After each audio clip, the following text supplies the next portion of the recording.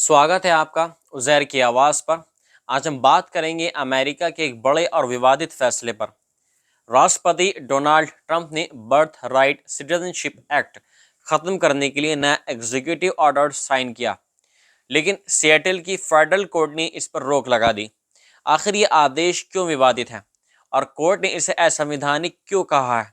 चलिए जानते हैं पूरी कहानी। राष्ट्रपति ट्रंप ने सोमवार को शपथ लेने के बाद कई एग्जीक्यूटिव ऑर्डर्स पर साइन किए। इनमें से एक बड़ा फैसला था बर्थ राइट सिटीजनशिप को खत्म करना। इस आदेश के तहत उन बच्चों को अमेरिकी नागरिकता नहीं दी जा सकती जो अमेरिका में पैदा हुए हैं, लेकिन उनके माता पिता अवैध अप्रवासी हैं या स्थायी वीजा पर हैं। ये फैसला ट्रंप के चुनावी वादों का हिस्सा था।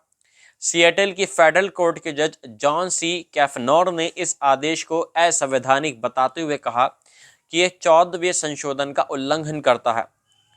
14वें संशोधन में साफ तौर पर कहा गया है कि जो भी व्यक्ति अमेरिका में पैदा हुआ है वह देश का नागरिक होगा। जज ने कहा कि यह आदेश न केवल बच्चों के संवैधानिक अधिकारों को खत्म कर रहा है, बल्कि राज्यों पर आर्थिक बोझ भी बढ़ाता है। इस मामले में वॉशिंगटन, एरिजोना, इलिनियास और ओरेगोन जैसे 4 राज्यों ने अदालत में चुनौती दी थी।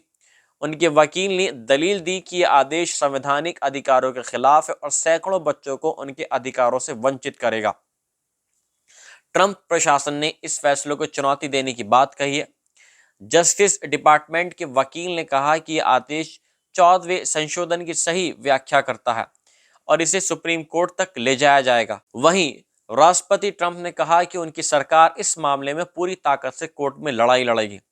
बर्थ राइट सिटीजनशिप अमेरिका का एक अहम कानूनी और संवैधानिक अधिकार है। इसे 1868 में 14वें संशोधन के तहत स्थापित किया गया था, जो खास तौर पर दास्ता के बाद जन्मे लोगों को नागरिकता देने के लिए लाया गया था।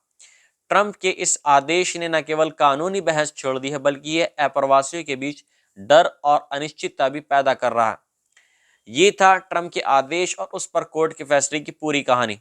आपका क्या मानना है? क्या बर्थ राइट सिटीजनशिप को ख़त्म करना सही होगा या ये संविधान के खिलाफ है?